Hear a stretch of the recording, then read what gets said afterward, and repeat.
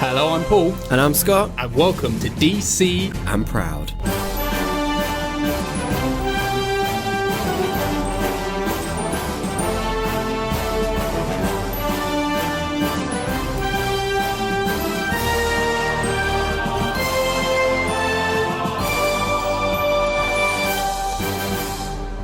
Hello everyone, welcome back to the Superman Lives and Dies season. We're on the third episode, the third film we're covering. We've done Superman and the Mole Men from 1951, we did Superman from 1978, and now we're on to Superman Returns from 2006.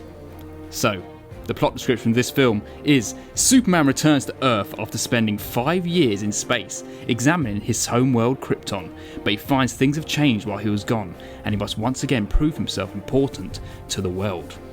It is directed by Bryan Singer.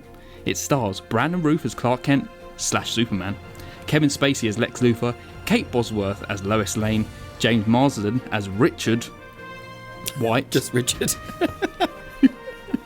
Richard White. And some other people. Parker Posey. I knew you were going to mention Parker Posey. You like her, don't you? I love Parker Posey. Yeah. Why do I love Parker Posey? I can't remember. Scream 3. Oh, that'd be why. Yeah, there we go. That's the connection. Judy Jorgensen. You got any facts about this film, Scott? I've got some facts about this film. Though it performed below box office expectations, not only did it outgross Batman Begins Oh, gosh. in 2005, but it was the second highest grossing DC Comics film ever made at the time, after Batman 1989. That's very interesting, actually. Yeah, I never And knew this that. came out a year after Batman Begins. But this is what we talk about, where Batman Begins, I think, is really highly unappreciated. Yeah, for sure, yeah. And usually, first films are usually lower than the rest of the box office and stuff like that. Yeah, absolutely. Would you like to know a certain someone that auditioned for Lois Lane? Oh, yeah, go on. Amy Adams. Oh, so she finally got the job. She finally got the job eventually. Interesting. And Noel Neal, who plays Gertrude in the opening scene, the old woman with the Lex Luthor. Yes. She played Lois Lane in Superman 1948. Aww. Also in the 90s, 50s TV series Atom Man vs. Superman. Cute. The Adventures of Superman 1952. And played Lois's mother, Ellen, in the Superman 1978. Oh, see, it did feel like she was someone important. Yes. As soon as she came on the screen, I was like, Why do we care? is that Margot Kidder? And I was like, no, it can't be No, Margot it can't Kidder. be. It can't be Can't be. Margot Kidder. And then my last one is the female actress's voice you hear on the aeroplane computer Yes. for the jet is the same voice used as Cerebro in X-Men films. Oh, Which makes sense cool. because of Bryan Singer. Bryan Singer. Yes, there's the Problematic. connection. Problematic. So, let me just tell you something before we actually get into this film.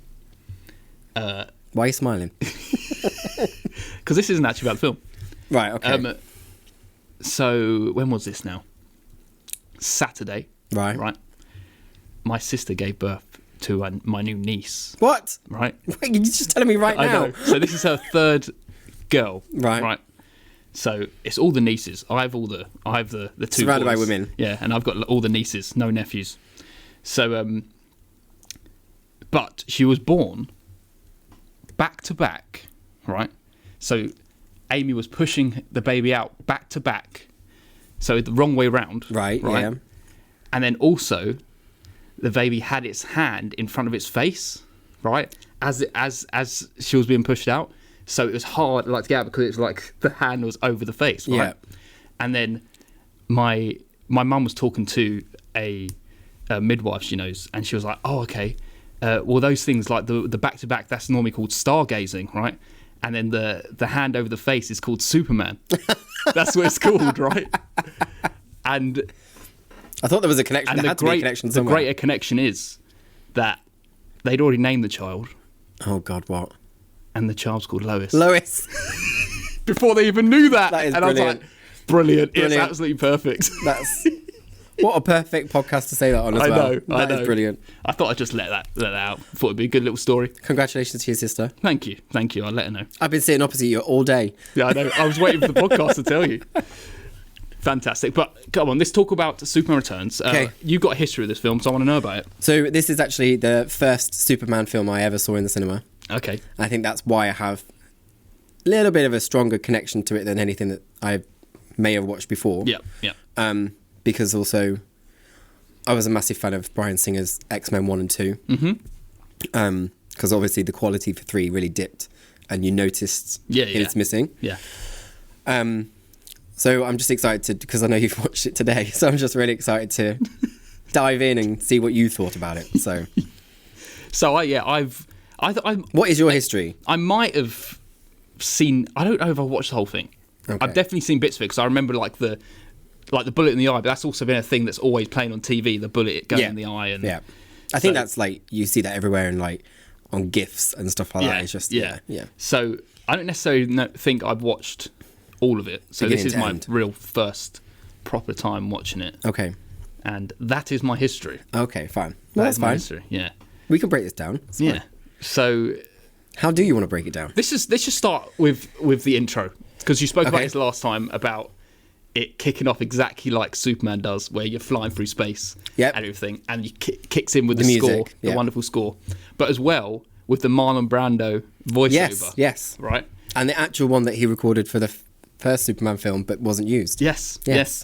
Amazing. Very, very good. And I can say again, instantly I was like, I'm in. Yeah, honestly. Thank you. It just, because I felt it in the cinema at the time as well. Like this like roar of like goosebumps everywhere. And I feel it every time. But it's because the score is so good. It's just so incredible, the score. And I know Bryan Singer said he wouldn't have even directed the film if he wasn't allowed access to that piece of music. Oh, absolutely. Because I don't think you could do it without. No, it needed it. Because it's clearly so connected to the original films. It absolutely needed it. And then, I'm like flying through space and I'm like, hell yeah. Yeah. And then Bryan Singer's name appears. And I'm like, oh, and Kevin Spacey. And I'm like, oh yeah, this is nice. I know. But it's like sexual abuse intro. I know, but it's like, do we automatically have to hate the film? No, listen. I'm not the kind of person who hates on a film. The amount of people who work on this film. Yeah, true. It's not all about two people. I can't shoot a film down just because two people committed atrocities. Are bad people. Brandon Routh, he's done anything, I'm sure. No. He went on to go into the Arrowverse show and he plays the Atom. Yes. You know that? Yeah. He also plays Superman again in the crossover. Oh yeah, episodes. the crossover. Yeah, he does. Yeah, he comes back. So I'm familiar with him. Fine. So I used to watch the Arrowverse, didn't watch the whole thing. Kind of stopped. Yeah. Almost at the ending, but didn't get into it, so I couldn't get into any of that CW kind of world. Didn't watch any of them. And then by the time it got too late, because they're all intertwined, and I'm like, where do you start? Where do you finish? It gets too much, doesn't it? But it's a great way to get into it because we have the instant connection to the original. Yes. So perfect segue to watch the Superman 1978 before this because it's just great to get that instant connection. And you know what I meant when what I said off the podcast, where it's because it's more high definition and just more. Yeah. It's visually more appealing because obviously times have changed and stuff like that. So it's just a lot. Yeah, absolutely.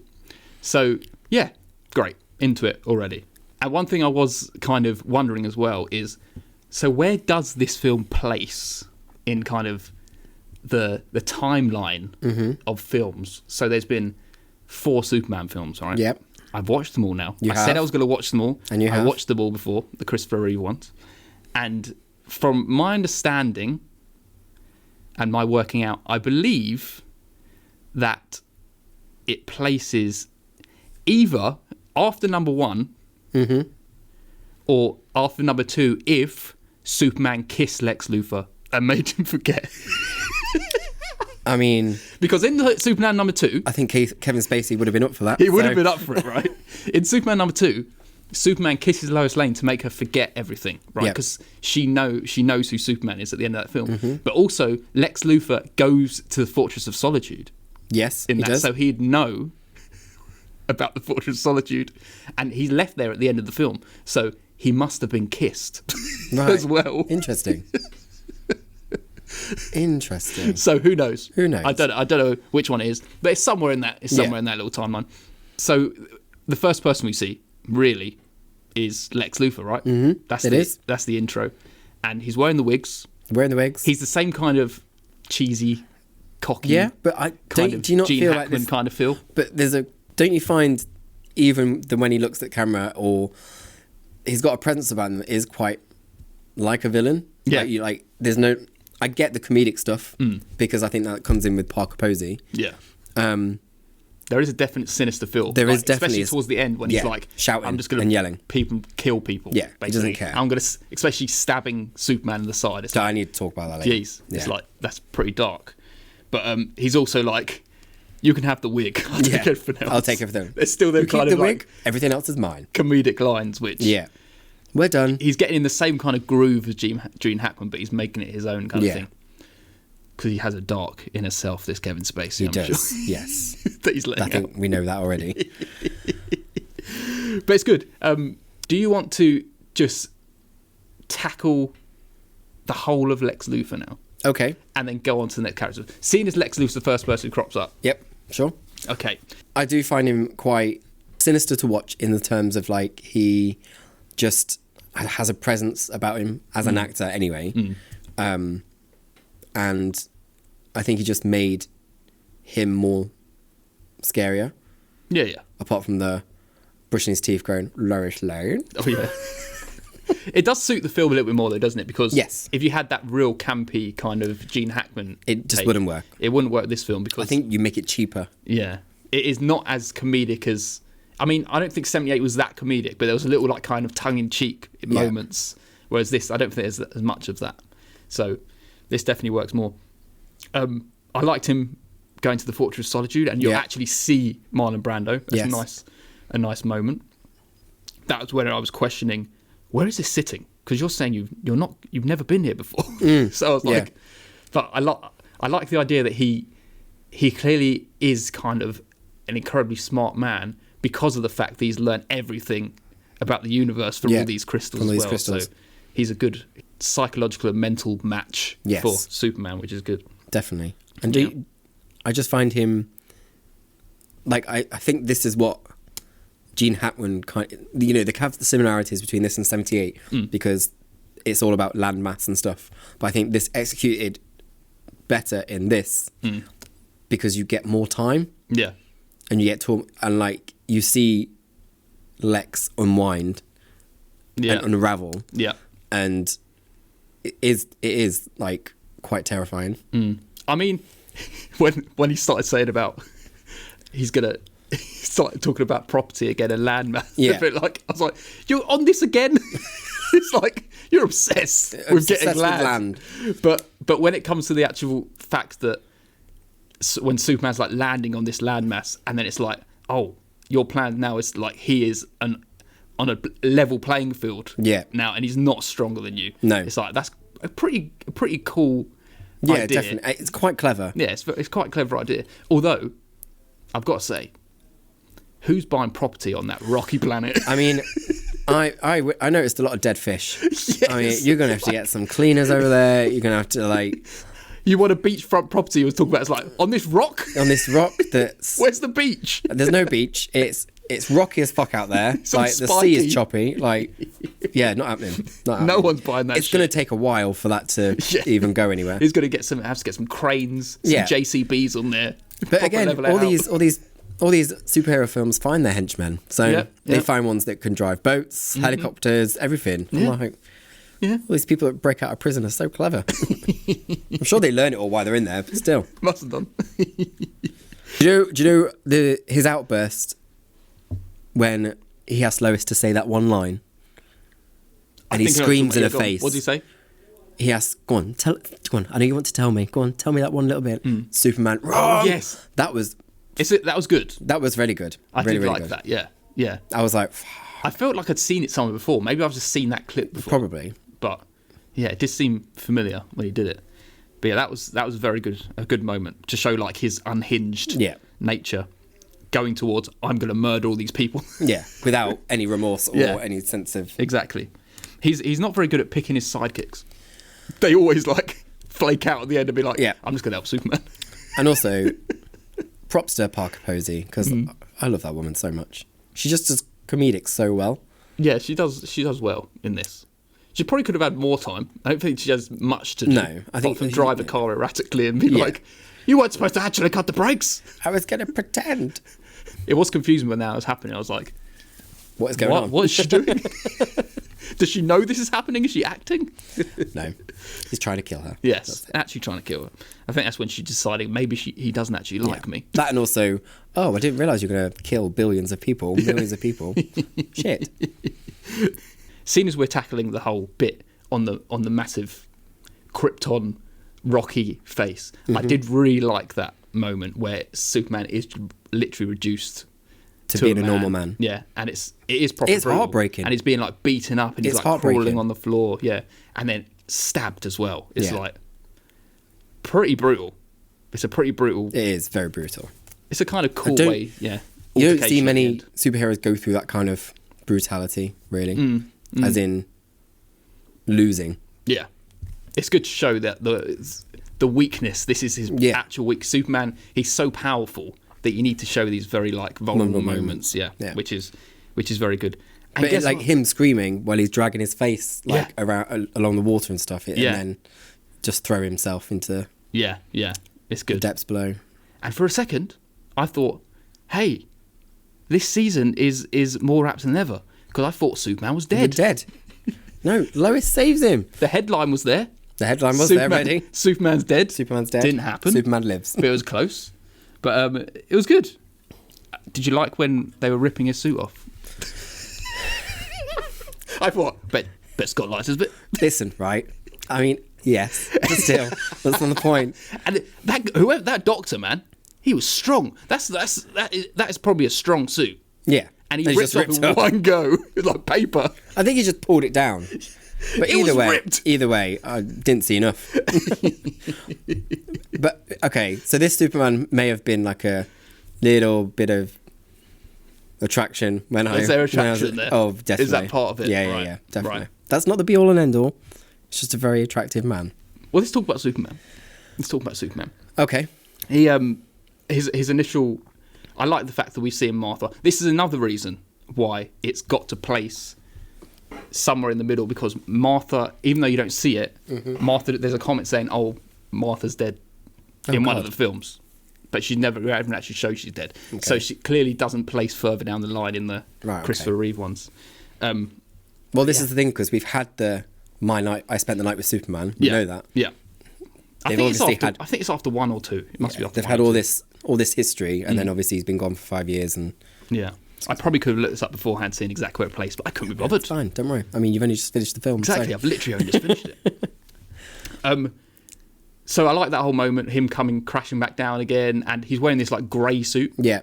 Which we're going to see this in the kind of next film we're doing, but these different alterations of like Krypton suits and like the whole black suit Superman, that is the one that helps Superman to heal, Kal-El to heal. And I think because like it's a black material, it's absorbing more of the solar energy, because black heats up in the sun. It's more hot than white. It stores it so it can... Exactly. So I think that is why he tends to go for the black suit, because that is almost like his healing suit. So that's what he wears. And he has that kind of, it's like a greyish one, which is almost like what Jor-El's wearing in Man of Steel at the beginning. Yes. That kind of suit. I like it. Didn't say much else about it. He was just wearing it. Never wore it again. No. But I would like to have seen the scene of Martha trying to get him into the car. Dragging him. And like back to the house, because, he's not light. Do you know what not a child anymore. Yeah, I know. Do you know what I would have liked if... Do you know that scene where you see the ship crash into the fields and she's looking out the window? I would have really liked if she's looking, and because she's quite like... She's not happy. No. I would have liked to see like a little smirk on her face, like he's back. Yeah. Like finally he's come back after 5 years or whatever it is. But it's a nice moment. Either that, or she's terrified that, oh God, someone else has come down. Yeah. Jesus Christ. Another baby. I'm too old. Who now? But yeah, it was a nice little moment, and it kind of adds to that kind of, this is a very serious, heartfelt, very introspective kind of film, rather than the comedic one. Yeah. Looking weird. And it's, it's part of it's the son returning home to his mum. Yeah. that he planned to crash there and stuff like that. It's like he knows where he's going. He knows where his mum is. That's where he needs to go. Although, did the ship know? I don't know. He was very lucky that the ship crashed there. Oh, well, might have just... And he was unconscious. It's true. He probably just typed coordinates. So Superman comes back. I like the whole first altercation with the whole plane. Love it. I think it's brilliant. That? So good. It's our first kind of introduction to Lois Lane again. Yep. And Richard Branson. What? He's in the spaceship. He's in the spaceship. What? Is he one of the pilots? Yeah. Oh, I didn't realise. In the ship on top. Oh, okay. Good fact. Thank you. I didn't even see him. But it's such a stellar scene. I love it. It also kind of shows you Lois a little bit of how she's kind of... I mean, she should have put her own mask on. She's having other people. True. But it kind of shows her that she's an independent woman who wants to do her own thing and help people. And although she's thrown around to no end around that plane. Fucked up. But it's when she's looking out the window, grabbing for the mask. Yes. And she sees that literally just fly by. It's and she's like, it's a good moment. What? Yeah. It's a very good moment. I'm angry, but I'm also happy because something's happening here out of my control. And I'm not going to die. I'm not going to die. But it's a good moment when, because he detaches the ship, doesn't he? And he takes the ship off. Let me say this one thing. Okay. You see him detaching the ship. Mm-hmm. Do you know how in, like, Superman 78, where you see, like, these effects they're doing, like, the really fast running? Yeah. It's like, it's a little bit cheesy, but it's kind of, like, charming. Yeah. Because you forgive it because it's 1978. Yeah. When it gets to the times like this, it's like, well, now I want the CGI to be good. Okay.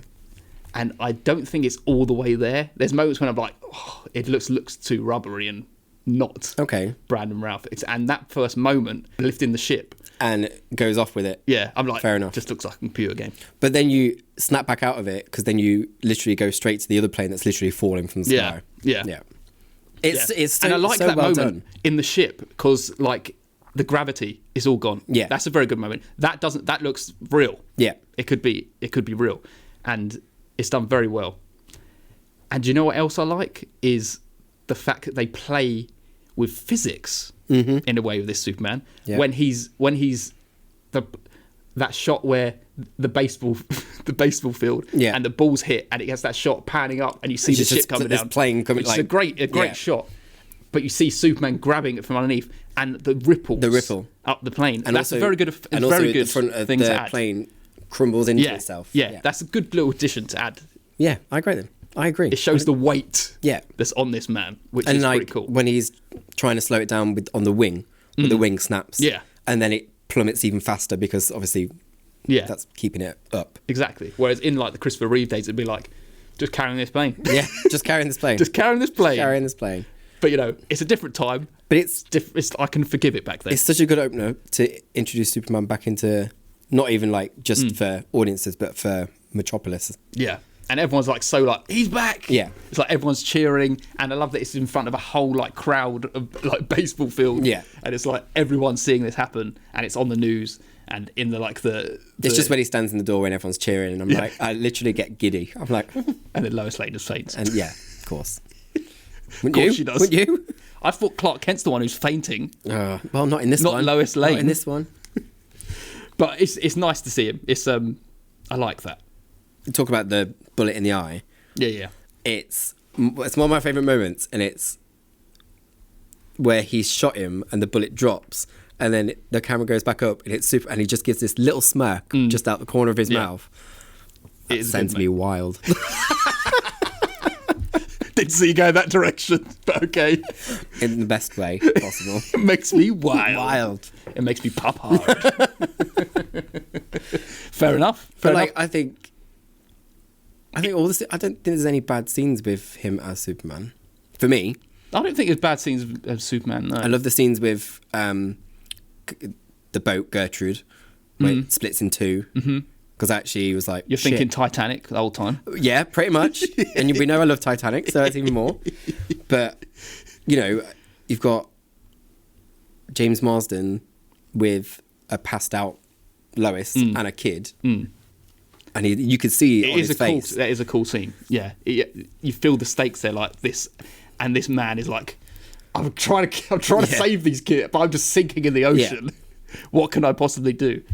And it's a nice little moment. Yeah, so I don't think there's any bad Superman moments. I think it is just more. Every so often, I just see the rubberiness of the CGI, fine. Which kind of like, it's a bit annoying, but. It's a sign of the times of when this came out, but you do get those amazing shots when Sonny comes up close, and it's like, well, this is actually him, on a green screen or whatever. So it kind of rectifies itself. Do you think he has the charisma? Okay, to play Superman. Let's talk about Clark Kent, because I love Clark Kent. When he first came on screen, when Clark is with Martha, I was like, this guy's got no charisma. Right. Because I was thinking, where's this kind of Christopher Reeve energy that I love? It comes back when he gets to Daily Planet, right? But he's no Christopher Reeve. Okay. For one, he looks like the same person as Superman and as Clark Kent. True. It's not like Christopher Reeve. True. I agree with you there. Right? I agree. And secondly, let me just finish off Superman. I'd love to. For lack of a better word. The suit's not as good. Did you just say that? Yes, I did. I did it on purpose, and I just let it come out of my mouth. Fine. I said that as well. The suit's not as good. Wow. As Christopher Reeve. It's almost like washed out colours. A little, so because it wants to be more like serious and a little darker, they've washed the colours out. So this was a massive thing when the first pictures came out. Everyone hated it. Because of the colouring? Yeah. Because obviously even the red of the pants and the cape's darker. But I think it works. I like it. I've got no qualms. I just think I think the colouring of the suit is what Superman is. Yeah. The Christopher Reeves. The way he looks is, and it will always be the way Superman should look. Yeah. Until Henry Cavill comes along, that is. Yes, of course. but I just feel like for a standalone film that's nothing to do with anything else. I mean, they probably plan to do more, but obviously because of box office performance and stuff like that, probably not. I don't hate it because it's a standalone. And I don't. And another thing I don't really like, his contact lenses. He's got blue eyes. Got blue contact. There's too much. Fine. It's too blue. That's because he hasn't got blue eyes. I know. It's like they're just slightly too blue. Zoe, my wife, she is a children's entertainer. Hey Zoe. And she's not listening to this. Bye Zoe. She does parties dressed as Elsa, right? At one time, she bought contact lenses that were not the same ones she normally gets. She put them on. She looked like a fucking White Walker. Right? And that is not as bad as that, but that's kind of what I'm feeling. I get what you mean, because I've seen it in a lot of films where a cast member has got blue lenses in and they're too blue, because no blue eyes exist like that. No, they don't. No, they're just a little bit too blue. I'll let you have that. And one more thing about his appearance. What is that curl doing? That curl? What is that curl doing on the front of his head? It looks like it's glued on. I love that curl. I don't like it. I know you don't like it. I can't like Christopher Reeve ones looks natural. His one just like it's stapled on his forehead. Like it's kind of like a Johnny Bravo curl. Yeah, it's not doing it for me. Fine. But not saying it's everything. It doesn't work as a package. Yeah. Another word, package. Don't talk to me about that. Superman's package. Superman's package. Everywhere. Since when did this podcast get so sexual? I don't know. Because we're talking about Brad and Ralph and you. Yeah, exactly. I told you this film was going to be... But, did you not enjoy Clark's characteristics and when he was at Daily Planet and stuff like that? And yeah. So that's a different thing. So, yes. He got into it. He got into it and and I can appreciate what he's doing as Clark Kent in the Daily Planet. Still not as good as Christopher that's Reeve, fine. though. And this is the thing, because it is attached to this universe of Christopher Reeve. Yeah. I'm constantly thinking, well, you're not Christopher I'm comparing it to Christopher Reeve. Yeah, of course.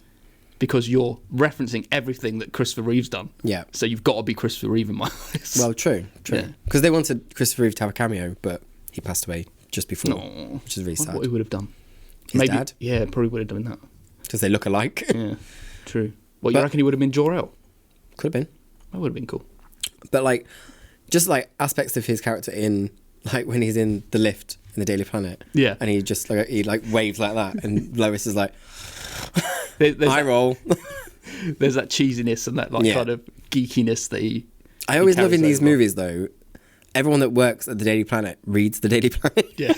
Like that. Even though half of them have wrote half the paper anyway. But it was like a goods lift they're in, a massive one, and everyone's reading the Daily Planet, and then it's squashed in the corner.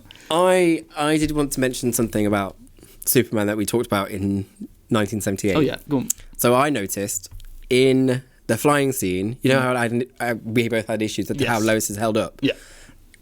If you look closely when Lois is with Superman, her legs are on top of his.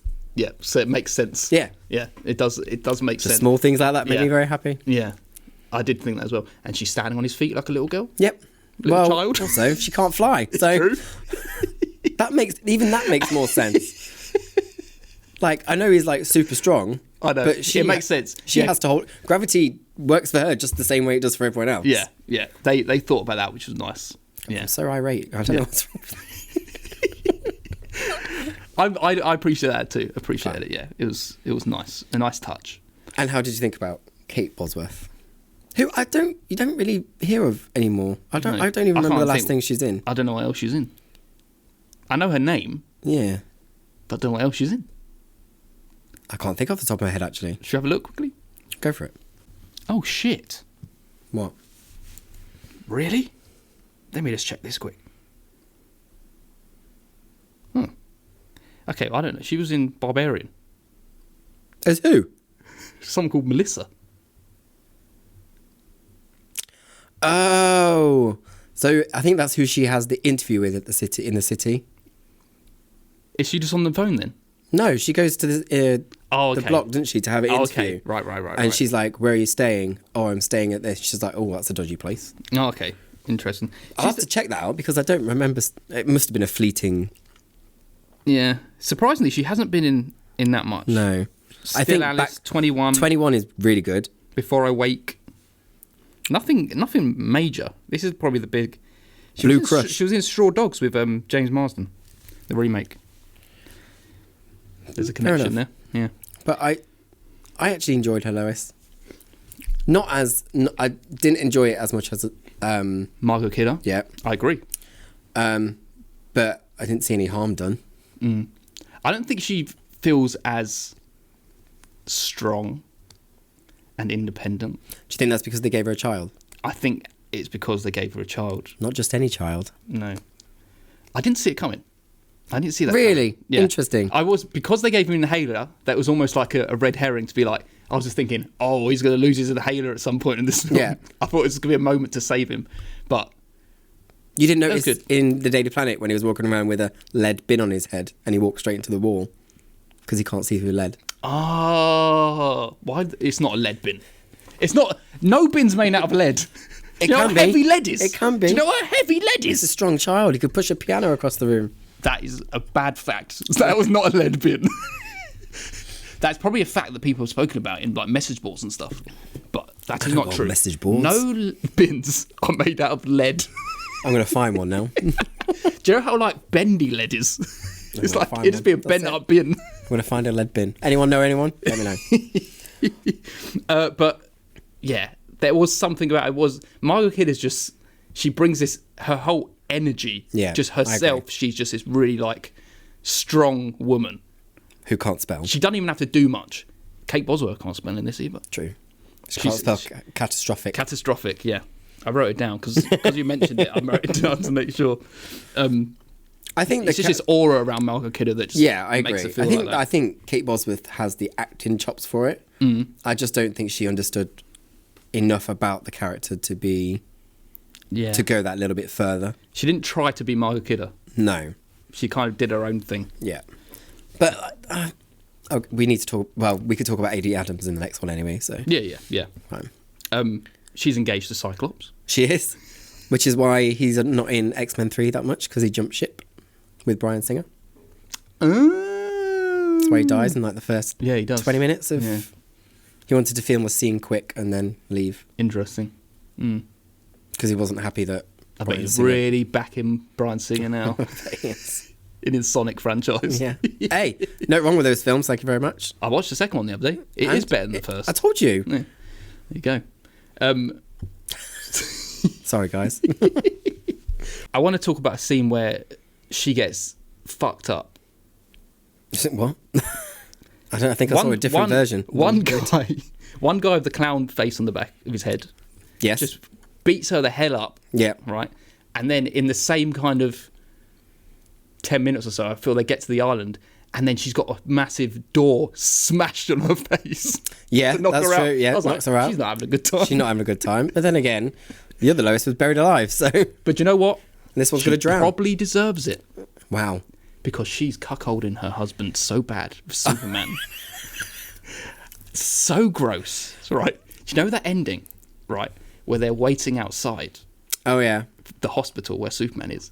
And James Marsden's like, it's okay, I'll wait for you here. Yeah. And then the son's like, Can I want to come with you, mummy. I'm like, oh, this fiance, man. You are playing this guy. I mean, so gross. But also... And she kisses him. But also, come on, like, who would you choose? Listen, it's still her fiance. Well... Tell him. If you don't want to be with him, tell him. Tell him. Don't go kissing Superman and then telling her, this is your son, by the way. Yeah, well, you know, he needs to know the truth. He needs to know the truth. But then Superman's like, I'm not going to take responsibility. No, he's like, I'm going to go. It's like, I'll always be around. Yes. I'll send you some checks every now and then. Yeah. In the post. I haven't got a job. Oh, yeah, I've got one at Daily Planet. Oh, shh, don't tell anyone. I mean, you've got a point. Yeah. I think there's a fine line where it's like, come on. If you're a fiance and you know, actually, you'd never have sex with her because you'd be like, you've had sex with Superman. What the fuck can I do? Like, shooting that Superman semen right through her back. My God. No wonder the sperm got to the egg. Oh, Jesus. Record time. And just like the James Marsden moment where it's like, where have you been? You've been on the roof? Tell the truth now. Have you been smoking again? What is with Lois Lane not allowed to smoke? Everyone's saying that. I can't remember Man of Steel that well. If I don't see Lois Lane with a fag in her hand, I'm going to be fuming. Yeah. We'll see. Maybe she does. I think she does. But it's also... that's one of my favourite Clark moments as well, where he just appears out the screen eating like a wrap or something like that, like he's been there the entire time. Yeah. But this whole kind of dynamic between Superman and Lois, I think that is one of the things for me that doesn't really work, and it's a bit creepy. Okay. Like Superman just going to the house and just looking and hiding in the trees and just looking at what Lois is doing and listening to a conversation. Wow. It's like, you fucking stalker. I mean, it's been gone 5 years. He needs to catch up on what's going on. Ugh. She's moved on, mate. Leave her alone. She at first, she doesn't want anything to do with him. True. And then the boss just forces her that way, and then suddenly... Who's actually her fiance's father, so... I think it's her uncle. Uncle. I think it's not. She goes, your uncle. Oh, yeah, they're both white, though, aren't they? Yeah. I mean, the name is very white. In this film. Very white. Everyone is very white in this film. They are very white in this film. Yeah. I think that's one of the weakest things for me. Just that relationship. I get that, though. I understand. The thing is, though, that for me, because it's the first thing I saw, it kind of hits a little bit different. Yeah, absolutely. But do you reckon you watched it in the cinema? Huh? It's in the cinema? Yeah. Yeah. I saw it like 3 times at the cinema. What year did I say this came out? 2006. 2006, yeah. I was 16. I was not. What were you like? I was at uni. 19? No, I was 21. Oh, okay. Well, yeah. We are all like very different. This is what's good about film. And we absorb film very differently at different ages in our lives. You give every Scream sequel a 7. Mm-hmm. I give them all a 9. Exactly. We're all different. We absorb things differently. And apart from Scream 3, there's a 10. Oh no, don't be silly. I did kind of think that the although it's obviously like very kind of weird and toxic, this relationship, Superman reciting what his dad said to him to the son. That's cute. Was quite cute. Yeah. I thought that was quite cute. Passing it on. Yeah. Which was nice. That was a nice moment. And then he also, like I said, I bet he does this. He does the fly in front of the camera just like Christopher Reeve at the end. He does. He does it, which is a nice touch. And that made me like, just had put a little smile on my face at the end. Just like, good way to end it. Yeah. Good way to end it. I do like there's the scene where he's just floating in space and he's just listening to everything. Yeah, I like that scene. That's a very good scene. Where he's just floating. I always love when they do that in Man of Steel, don't they? I think they do it in Batman vs Superman. Oh, okay, might be. But do you know what it is? It's the moment of that cape, one. Like it's Batman vs Superman where he's in space after he's been knocked into space by. And he needs the sun. Yeah, he needs the sun, and it heals him. That's that bit. He might do it, Man of Steel. I can't remember. No, I can't. We're going to know very soon. Yeah, we are. But it's that, and then when he homes in, and then he just boom, goes. I love moments like that for Superman. Me too. It's just a cool little thing, like just watching over the world, waiting for just being its protector. And no matter where you are in the world, he's there to protect you. I like that about Superman. I like that he. Oh no, he's fallen. Where is that, German? Yeah. Can you not tell? I just like that he's not just. He's not like a. Not just Metropolis. He's not just a power for America. Yeah, it's a power for the world. Yeah, he's just a hero for the world, kind of thing. It's nice. It's a nice thing. Did you think the film needed the son storyline? Nah. No. And also, he wasn't Jonathan Kent, which is actual. Right. Clark Kent and Lois Lane's son. Fine. Which would have been nicer. I thought for a moment. But I think they're trying to hide that fact, so they wouldn't have gone with that name, would they? No. So the whole point was being a. Because when Kevin Spacey was saying, "Whose son is this?" That's the moment I was like, "Oh shit, maybe this is Superman's son," right? And then he said, "What's your name?" And they don't say it, and I was like, "Oh, have they not said his name on purpose?" Because if they said Jonathan, I'll be like, "Oh, yeah, it's Superman's son." Would have clicked straight away, right? So, but they didn't call it. I at that moment I looked in the credits to see to see what his name was. I was like, "Nah." Even if it is Superman's son, it's still not him. But then he pushes the piano across the room. Yeah, he does. It's the only thing he does. Well, yeah, because he's probably terrified. He's like, how the hell did I do that? He could have saved them. He's a little boy. Give him a chance. He done do. It's like that one moment his mum get beaten up. You're about to die in the ocean. He says sorry. Save yourself. He says sorry. Anyway, it's fine. Do what you want. Fake Jonathan.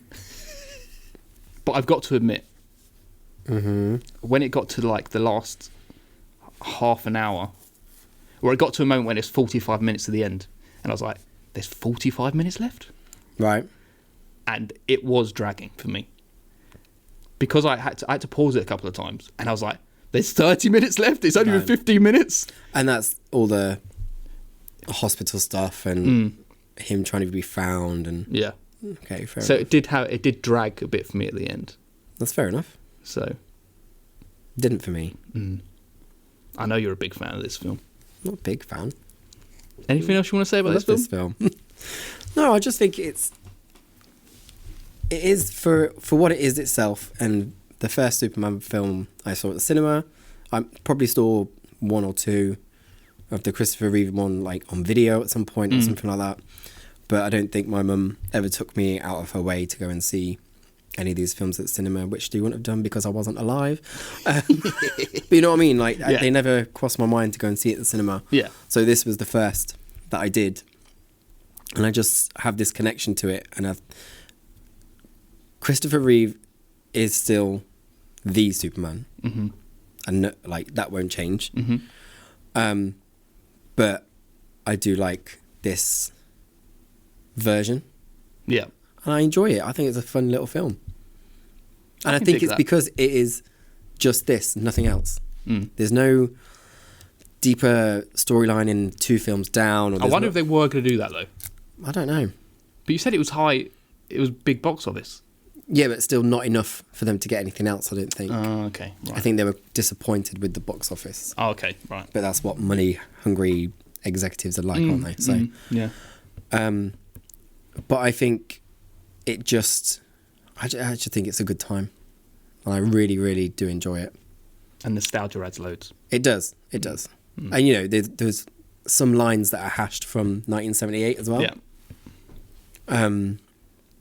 Like Superman on the plane. Don't forget, it's still the safest way to travel. Yeah, yeah. And the woman that was speaking was like, yes. Nice moment. Yeah. But, like, there's little inklings of that all the way through.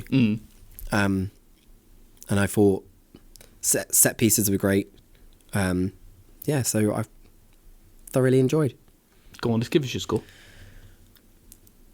So, see, this is where I'm toying. I know where you were. See, I know what score you're on. So don't feel like but this is where I'm pressuring you to rate it lower. No, you're not. You're not at all. Okay. You're not pressuring me to lower. I'm just trying to weigh up if it's better with the joy that I felt from watching 78 last week. Okay, yeah. To how I felt rewatching it this week. They could still be as good as each other. No, I know, but I do think there's...